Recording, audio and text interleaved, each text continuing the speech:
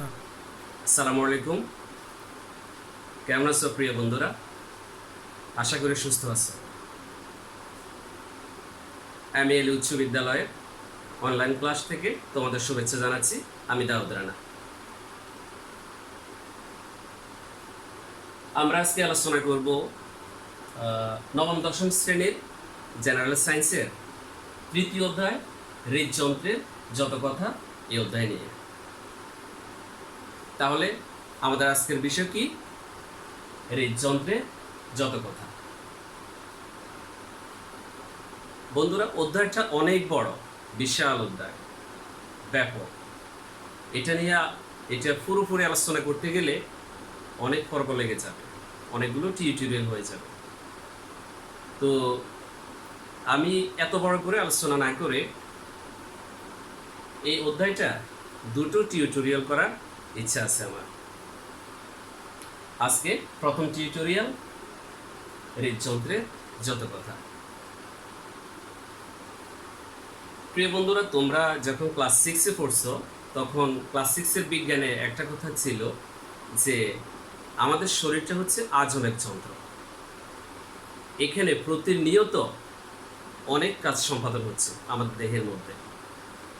বিজ্ঞান বলে আমাদের দেহে নাকি প্রতিনিয়ত প্রতিদিন প্রায় 1000-এর উপরে বিক্রিয়া হচ্ছে।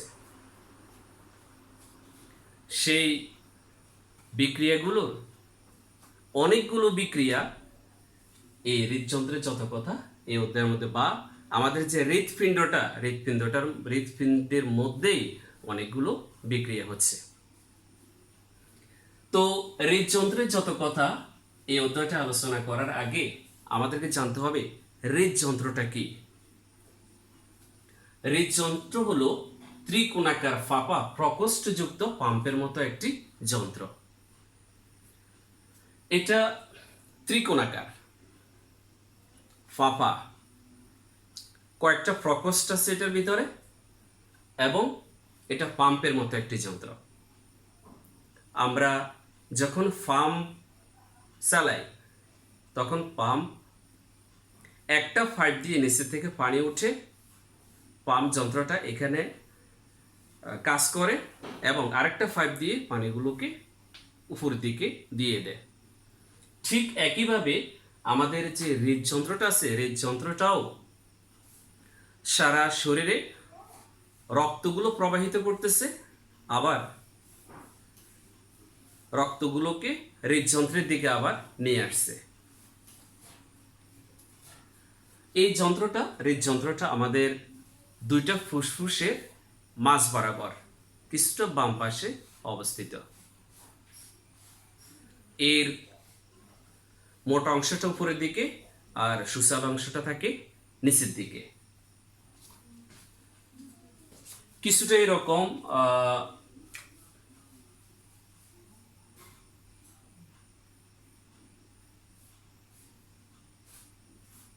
কিছুটা দেখতে এমনই হৃদযন্ত্রটা। আমরা অনেকে এটা দেখতে ভালোবাসার চিহ্নের মতো। আসলে ভালোবাসাটা যেহেতু হৃদয়ের বিষয়, সে কারণে চিহ্নটাও কিন্তু সেখান থেকে আসছে। তো তাহলে আমরা জানলাম হৃদযন্ত্র কি? ত্রিকোণাকার পাপা প্রকোষ্ঠযুক্ত পাম্পের মতো একটি যন্ত্র, যে যন্ত্রটা প্রতিনিয়ত আমাদের রক্তগুলোকে পাম্প করে যাচ্ছে। আমাদের শরীরে যতগুলো তন্ত্র আছে তার মধ্যে রক্ত সংবহন তন্ত্র অন্যতম। রক্ত সংবহন তন্ত্র কি কি দিয়ে গঠিত? রক্ত, হৃৎপিণ্ড এবং রক্তবাহিকা। তাহলে আজকে আমরা পুরো অধ্যায় নিয়ে রক্ত, হৃৎপিণ্ড, রক্তবাহিকা এই তিনটে বিষয় নিয়ে আমরা আলোচনা করব। রক্ত কি? আমরা এখন জানবো রক্ত কি বা রক্ত কাকে বলে। রক্ত হলো লাল বর্ণের অস্বচ্ছ লবণাক্ত ঈষৎ ক্ষারধর্মী তরল যোজক কলা বা টিস্যু। রক্ত লাল বর্ণের। কেন রক্ত লাল বর্ণের? কারণ রক্তে আছে হিমোগ্লোবিন। হিমোগ্লোবিনের উপস্থিতি থাকার কারণে রক্ত লাল। রক্ত অস্বচ্ছ। রক্ত লবণাক্ত। আমরা অনেকেই রক্তের স্বাদ জীবনে কয়েকবারই নিয়েছি আমরা রক্তের স্বাদ, কারণ আমাদের যদি কোথাও মুখে কোনো ক্ষত হয় বা কাটা যায় তাহলে আমরা রক্তের স্বাদ যে লবণাক্ত সেটা আমরা বুঝতে পারছি বা বুঝতে পারি। রক্ত হলো ঈষৎ ক্ষারধর্মী, মানে রক্তটা কিছুটা ক্ষারীয় পদার্থ। রক্তের পিএইচ যদি 7 হয় তাহলে রক্তের 7.4, সে কারণে রক্ত কিছুটা ক্ষারধর্মী। তরল যোজক কলা বা টিস্যু, রক্ত হলো এক ধরনের যোজক কলা বা টিস্যু। যোজক কলা টিস্যু আমরা ক্লাস 7 বিজ্ঞানের মধ্যে পড়ে আসছি। এরপরে একজন সুস্থ মানুষের দেহে রক্ত থাকে 5 থেকে 6 লিটার। অন্যভাবে বলতে গেলে আসলে একজন মানুষের ওজন যদি তার টোটাল ওজনের 8% রক্ত থাকে, যেমন কোনো মানুষের ওজন যদি 100 কেজি হয় তাহলে তার শরীরে রক্তের পরিমাণ হবে 8 কেজি। আবার কোনো মানুষের তার ওজন যদি হয় 50 কেজি তাহলে তার শরীরে রক্ত থাকবে 4 কেজি। মোট ওজনের 8% থাকবে রক্ত। রক্তের কি কাজ? রক্ত আমাদের শরীরে কি কাজ করে? আসলে রক্তের অনেকগুলো কাজ আছে। আমরা হয়তো এগুলো অনেক সময় আমরা চিন্তাও করি না, এগুলো আমরা কল্পনা করি না, রক্তের যে এত এত কাজ। তাহলে বন্ধুরা এসো আমরা রক্তের কি কি কাজ আমরা সেগুলো একটা গ্ল্যান্স দেখে নিই। প্রথম হচ্ছে রক্ত শ্বাসকার্যে অংশগ্রহণ করে। আমাদের শ্বাসকার্যে রক্ত অংশগ্রহণ করে। রক্ত হরমোন পরিবহন করে। আমাদের শরীরে বিভিন্ন রকমের হরমোন আছে, সে হরমোনগুলো পরিবহন করে রক্ত। রক্ত খাদ্যসার পরিবহন করে। রক্ত বর্জ্য পরিবহন করে। আমাদের শরীরে বিভিন্ন ধরনের বর্জ্য আছে, সে বর্জ্যগুলো রক্ত পরিবহন করে। এরপর উষ্ণতা নিয়ন্ত্রণ। আমাদের শরীরের ঠান্ডা গরম এই যে একটা সমতা, এই উষ্ণতাটা নিয়ন্ত্রণ করে রক্ত। এবং সর্বোপরি রক্ত রোগ প্রতিরোধ করে। বিভিন্ন ধরনের বাইরে থেকে যদি কোনো জীবাণু আক্রমণ করে অথবা ভিতর থেকে যদি কোনো জীবাণু আক্রমণ করে তাহলে রক্ত কি করে? সেই রোগগুলোকে প্রতিরোধ করে। এই হলো রক্তের কাজ। এরপরে এসো রক্তের উপাদান। রক্তের উপাদান কয়টি? রক্তের উপাদান দুটি। একটি হচ্ছে রক্তরস বা প্লাজমা, একটি হলো রক্তকণিকা। রক্তরস রক্তের উপাদান। রক্তকে যদি আমরা দুভাগ করি তাহলে সেখান থেকে আমরা একটি উপাদান পাবো রক্তরস, যেটা রক্তের প্রায় 55%, আর একটা হলো রক্তকণিকা, সেটা রক্তের প্রায় 45%। রক্তরস এটাকে ইংরেজিতে প্লাজমা বলা হয়। এটা কিছুটা হলুদ বর্ণের রক্তরসগুলো। এই হলুদ বর্ণের রক্তরসগুলোর মধ্যে এখানে প্রায় 90% থাকে পানি রক্তরসের মধ্যে, আর 10% থাকে বিভিন্ন ধরনের জৈব ও অজৈব পদার্থ। এরপর আছে রক্তকণিকা। রক্তকণিকা আমাদের শরীরে রক্তের মধ্যে রক্তের কণিকা থাকে 45%, যে রক্তকণিকাগুলো রক্তের রসের মধ্যে ভেসে থাকে সবসময়। এরপর আসো রক্তকণিকা কয় প্রকার? রক্তকণিকা 3 প্রকার। রক্তকণিকা 3 প্রকার। একটা হচ্ছে লোহিত রক্তকণিকা অথবা এরিথ্রোসাইট, একটা হলো শ্বেত রক্তকণিকা অথবা লিউকোসাইট, একটা হলো অনুচক্রিকা অথবা থ্রম্বোসাইট। তাহলে বন্ধুরা আমরা রক্তের কণিকা কয়টা পাইছি? 3টা। লোহিত রক্তকণিকা দেখতে কেমন? দ্বিঅবতল, কিছুটা চাকতির মতো দেখতে লোহিত রক্তকণিকা। লোহিত শব্দের অর্থ হলো লাল। লোহিত রক্তকণিকার মধ্যে হিমোগ্লোবিন আছে এবং রঞ্জক পদার্থ আছে। এখানে রঞ্জক পদার্থ থাকার কারণে লোহিত রক্তকণিকাকে দেখতে লাল দেখায়। লোহিত রক্তকণিকা আমাদের শরীরে কিরকম আছে, কত পরিমাণ আছে? আসলে আমাদের শরীরে ভিন্ন ভিন্ন বয়স অনুযায়ী, লিঙ্গ অনুযায়ী আমাদের শরীরে রক্তকণিকাগুলো ভিন্ন ভিন্ন হয়ে থাকে। এই রক্তকণিকা, এই রক্তকণিকাকে বলা হয় সংক্ষেপে, রক্তকণিকাকে আবার আরবিসিও বলা হয়। আরবিসি মানে হচ্ছে red blood cell. Red blood cell সংক্ষেপে বলা হয় আরবিসি এই রক্তকণিকাকে। রক্তকণিকা আমাদের দেহে 4 মাস তথা 120 দিন বেঁচে থাকে। অস্থিমজ্জার মধ্যে এই রক্তকণিকাগুলো, লোহিত রক্তকণিকাগুলো উৎপন্ন হয়। এই রক্তকণিকার কাজ কি? দেহের বিভিন্ন কোষে রক্ত সরবরাহ করে দেহের রক্তকণিকাগুলো। এরপর আসো শ্বেত রক্তকণিকা বা লিউকোসাইট। লিউকোসাইটের কোনো আকার নেই, এরা একের সময় এক এক আকার ধারণ করে। আর শ্বেত রক্তকণিকা বা লিউকোসাইটের মধ্যে এখানে কোন হিমোগ্লোবিন নেই, এই জন্য শ্বেত রক্তকণিকা দেখতে সাদা দেখা, বা শ্বেত শব্দের অর্থ সাদা, আমরা জানি শ্বেত অর্থ সাদা, তাহলে শ্বেত রক্তকণিকাগুলো সাদা রঙের হবে। শ্বেত রক্তকণিকার বয়স হলো 1 থেকে 15 দিন। এই শ্বেত রক্তকণিকার কাজ কি? শ্বেত রক্তকণিকার কাজ হলো বাইরে থেকে যদি কোনো জীবাণু আমাদের দেহকে আক্রমণ করে, তাহলে শ্বেত রক্তকণিকা সক্রিয় হয়ে বাইরের যে রোগ জীবাণু আছে রোগ জীবাণুগুলোকে প্রতিহত করে। এই হলো শ্বেত রক্তকণিকার প্রধান কাজ। এরপর আসো অনুচক্রিকা অথবা থ্রম্বোসাইট। অনুচক্রিকা এবং থ্রম্বোসাইট এটা দেখতে কখনো গোলাকার, কখনো ডিম্বাকার বা ডিমের মতো আকার, আবার কখনো রড আকার, লম্বা, বিভিন্ন আকারের আছে এই অনুচক্রিকাগুলো। অনুচক্রিকার বয়স হলো 5 থেকে 10 দিন। অনুচক্রিকা কি করে? অনুচক্রিকার কাজ কি?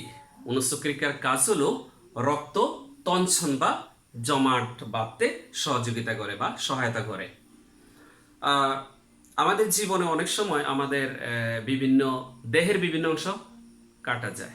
যখন কেটে গেলে এই যে অনুচক্রিকাগুলো দেহের কোনো অংশ কেটে গেলে সেখানে সে কি হয়? সক্রিয় হয়ে দেহের যে সেখানে রক্তটাকে জমাট বেঁধে ফেলে, জমাট বেঁধে সে রক্তগুলোকে বাইরে যেতে দেয় না, বাইরে যাওয়া থেকে রক্ষা করে এই রক্তের অনুচক্রিকা। এরপরে এসো রক্ত উপাদানের অস্বাভাবিক অবস্থা। সেটা হলো, আমরা সবাই জানি রক্তকণিকা 3 প্রকার: লোহিত রক্তকণিকা, শ্বেত রক্তকণিকা, অনুচক্রিকা। আমাদের শরীরে যদি কখনো রক্তকণিকার যদি অস্বাভাবিকভাবে বেড়ে যায়, অথবা কোনো কারণে যদি বেড়ে যায়, অথবা কোনো কারণে যদি কমে যায়, তাহলে আমাদের শরীরে বিভিন্ন সমস্যা দেখা দিতে পারে।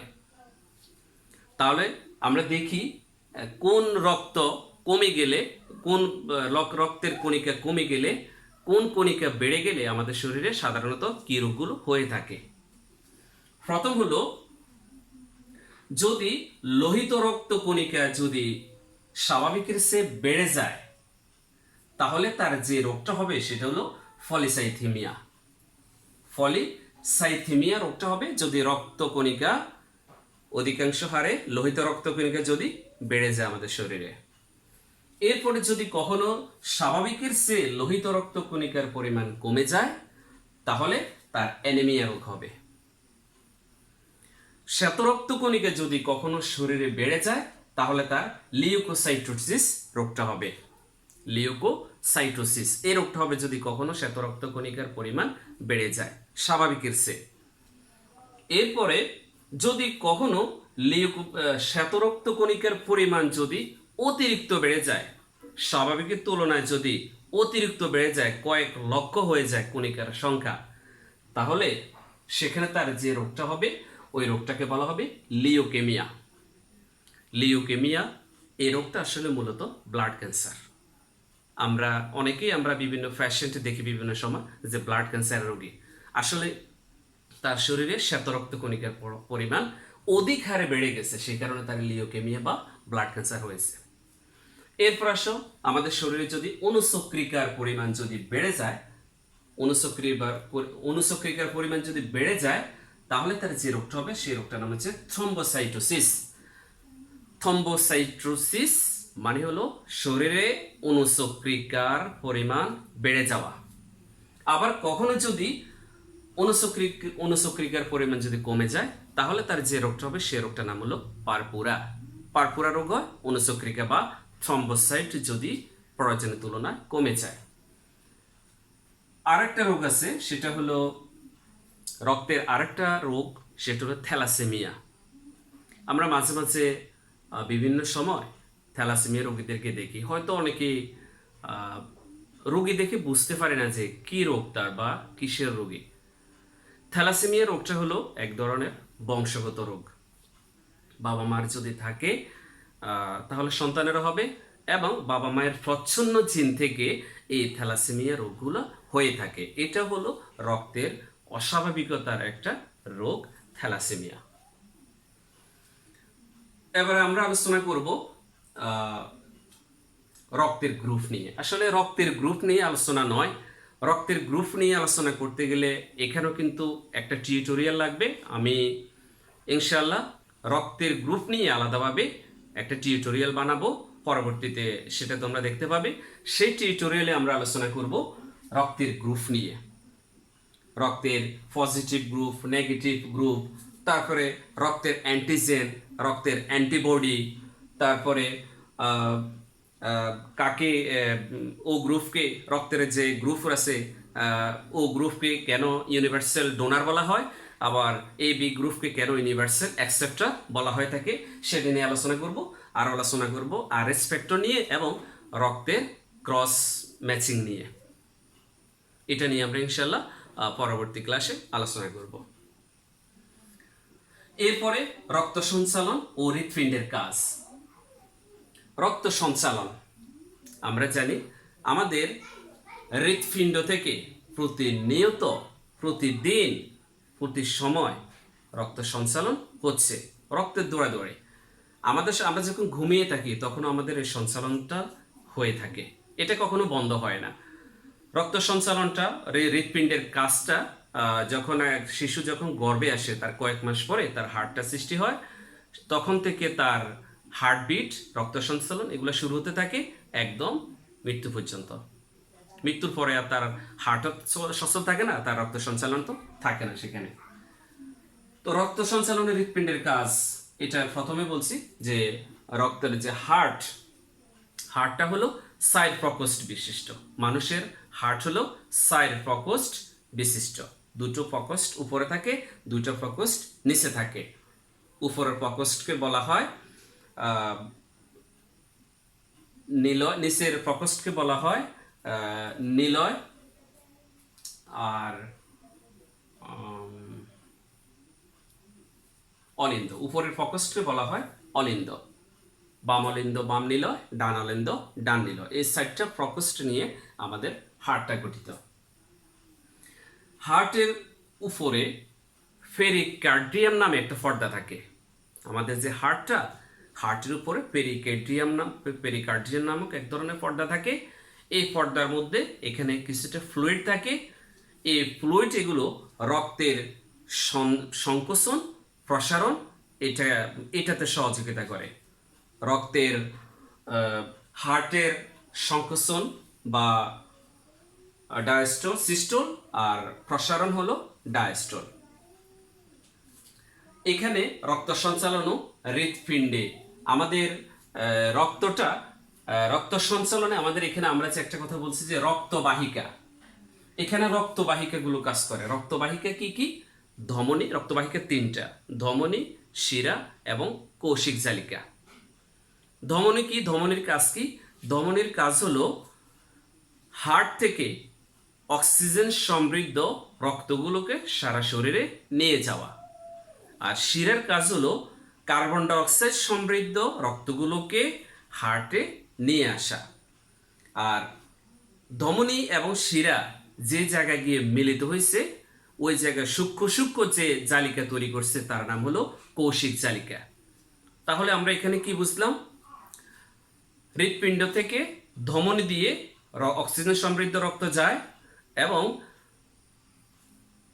শিরা দিয়ে কার্বন ডাইঅক্সাইড সমৃদ্ধ যে রক্তগুলো আছে সে রক্তগুলো আবার আমাদের হৃৎপিণ্ডে ফেরত আসে। এগুলোকে বলা হয় ধমনী, শিরা, কৌশিক জালিকা। এইগুলোকে বলা হয় রক্তবাহিকা। এরপরে আসো হার্টবিট। হার্টবিট এটাকে আমরা পালস বলে থাকি। একজন সুস্থ মানুষের দেহে 60 থেকে 100 বার হার্টবিট হবে। হার্টের মধ্যে যে একটা বিট হয়, যে একটা আওয়াজ হয়, লাভ ডাব লাভ ডাব একটা আওয়াজ হয়, ওইটাই হলো হার্টবিট। এই হার্টবিটটা অনেক সময় আমরা সাধারণত ডাক্তারদেরকে দেখি যে হার্টবিটটা তারা আমাদের হাতের এই যে শিরা আছে, এই শিরা দেখেও হার্টবিটটা বোঝা যায়, শিরা দেখে। অথবা আমরা আমাদের কণ্ঠনালীর পাশেও এই জায়গায় ধরলেও আমরা বুঝতে পারবো যে আমাদের হার্টবিটটা কীরকম হচ্ছে।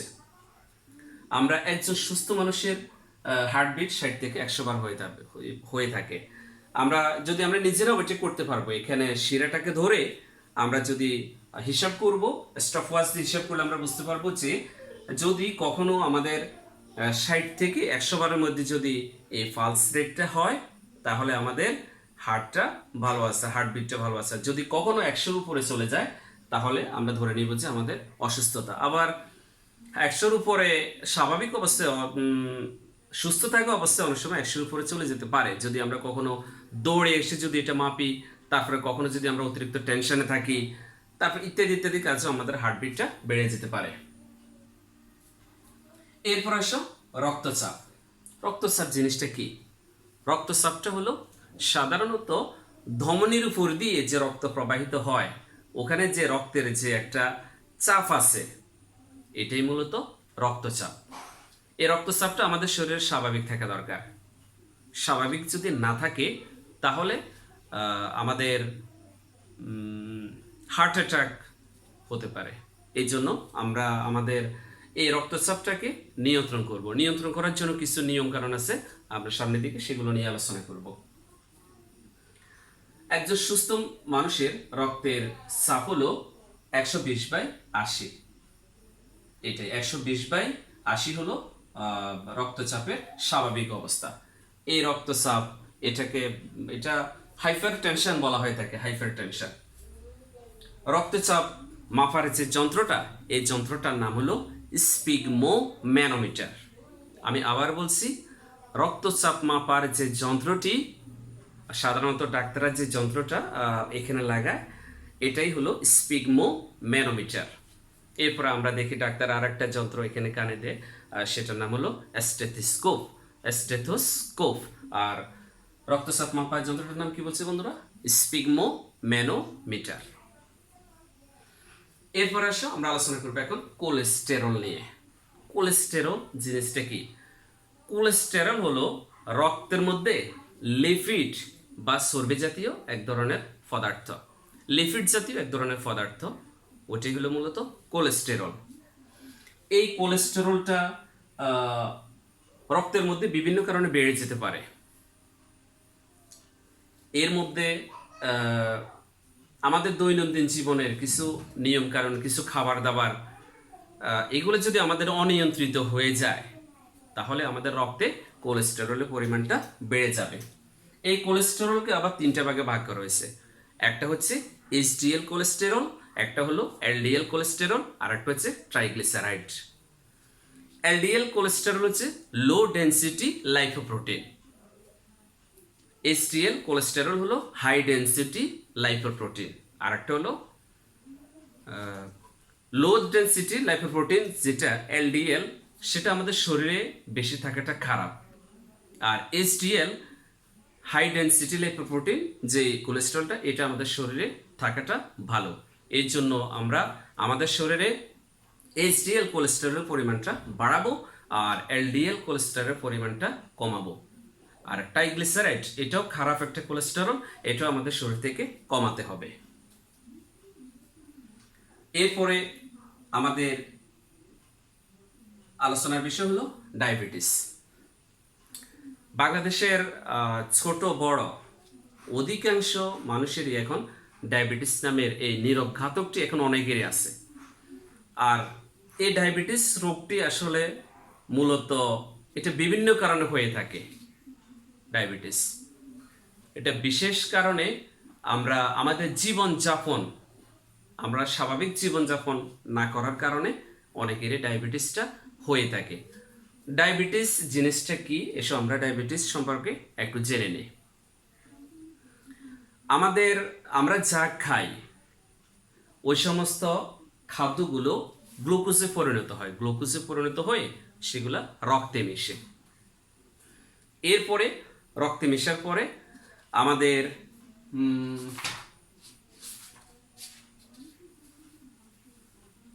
আমাদের প্যানক্রিয়াস থেকে এক ধরনের হরমোন উৎপন্ন হয়। সে হরমোনটার নাম হলো ইনসুলিন। ইনসুলিনের কাজ কি? ইনসুলিনের কাজ হলো ওই যে গ্লুকোজটাকে ভেঙে, রক্তের গ্লুকোজটাকে ভেঙে শর্করায় পরিণত করা। আর আমাদের যদি কারো ডায়াবেটিস হয়ে থাকে তাহলে সাধারণত প্যানক্রিয়াসে ইনসুলিনটা উৎপাদন হয় না বা কম হয় প্রয়োজনের তুলনায়। আর ইনসুলিন যখন উৎপাদন কম হবে বা নাই হবে তখন কি হবে?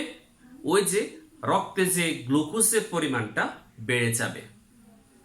এরপরে আমরা সাধারণত যদি কোনো খাবার খাই তখন আমাদের খাবারগুলো শর্করা জাতীয় খাবার খাই বা অন্যান্য খাবার খাই, এগুলো গ্লুকোজে পরিণত হবে না, আর গ্লুকোজটা ভাঙবে না। গ্লুকোজটা ভেঙে কি হয়? শক্তি উৎপন্ন হয়। তাহলে গ্লুকোজটা ভাঙবে না, শক্তি উৎপন্ন হবে না। এই কারণে ডায়াবেটিস রোগীদের শরীরে শক্তি কম। এবং যদি হরমোন উৎপাদন না হয় বা ইনসুলিন উৎপন্ন না হয় তখন আমরা দেখি কি বাইরে থেকে হরমোন প্রয়োগ করা হয়, শরীরে হরমোন প্রয়োগ করা হয়। সেই কৃত্রিম হরমোনগুলো গিয়ে ওই শর্করা জাতীয় খাবারগুলোকে ভেঙে রক্তে পৌঁছে দেয়। তো এটা তো হলো কৃত্রিমভাবে। স্বাভাবিকভাবে হওয়া আর কৃত্রিমভাবে হওয়া অনেক বেশি পার্থক্য, তাই না? এই জন্য ডায়াবেটিস রোগীদের শরীরে যখন গ্লুকোজটা যখন ভেঙে শক্তিতে পরিণত হয় না তখন তাদের শরীরে শর্করার পরিমাণটা বেড়ে যায়। এই কারণে ডায়াবেটিস রোগীরা চিনি অথবা মিষ্টি জাতীয় কোনো কিছু খেতে পারে না। এরপরে এটার আসলে অনেক বিশাল, এগুলা আলোচনা করতে গেলে আসলে অনেক কথা, তো সংক্ষিপ্ত ক্লাসে আসলে এত কিছু আলোচনা করা সম্ভব না। তো আমরা এই ডায়াবেটিসটা আমরা বিভিন্ন ধরনের কিছু নিয়ম কানুন আছে, সেই নিয়ম কানুন যদি মেনে চলি, খাদ্য অভ্যাস যদি আমরা পরিবর্তন করি তাহলে আমাদের এই ডায়াবেটিসটা নিয়ন্ত্রণ হবে। ডায়াবেটিসের পরিমাণটা বলা হয়ে থাকে যে একজন স্বাভাবিক মানুষের ডায়াবেটিসের মাত্রা হলো 60 থেকে 6। এরপরে আমাদের লাস্ট টপিকস হলো হৃদযন্ত্রকে ভালো রাখার উপায়। আমরা কিভাবে হৃদযন্ত্রটাকে ভালো রাখবো? বন্ধুরা, যখন মানুষ অসুস্থ হয়ে যায় তখন বুঝে যে সুস্থতা আল্লাহ তাআলার কত বড় নিয়ামত। এই হৃদযন্ত্রটাকে যদি আমরা সুস্থ রাখতে চাই আমাদেরকে কয়েকটি নিয়ম মানতে হবে। প্রথম নিয়ম হলো আমাদের যে খাদ্যাভ্যাস আছে সেই খাদ্যাভ্যাসকে চেঞ্জ করতে হবে। যেমন অতিরিক্ত তেল জাতীয় খাদ্য, অতিরিক্ত চর্বি জাতীয় খাদ্য, মশলা জাতীয় খাদ্য, চিপস, কোকাকোলা, আইসক্রিম ইত্যাদি খাবারগুলো আমাদেরকে কমাতে হবে। এরপরে আমরা যারা পরিশ্রম করি না তাদেরকে পরিশ্রম করতে হবে, ব্যায়াম করতে হবে, ফ্রি হ্যান্ড এক্সারসাইজ করতে হবে। অন্তত প্রতিদিন আমাদেরকে সকালবেলা একটু হলো হাঁটতে হবে অথবা বিকেলে হলো একটু হাঁটতে হবে। এরপরে ফ্রি হ্যান্ড এক্সারসাইজ যেগুলো আছে আমরা যেন সেগুলো করি, আর আমরা যেন শারীরিক পরিশ্রম যেগুলো আছে সেগুলো যেন আমরা অব্যাহত রাখি। এরপরে যাদের ধূমপানের অভ্যাস আছে, যে সমস্ত আমাদের যাদের বাবা ভাইদের যাদের ধূমপানের অভ্যাস আছে, ধূমপান ছাড়তে হবে। ডায়াবেটিস রোগীদের ধূমপান ছাড়তে হবে।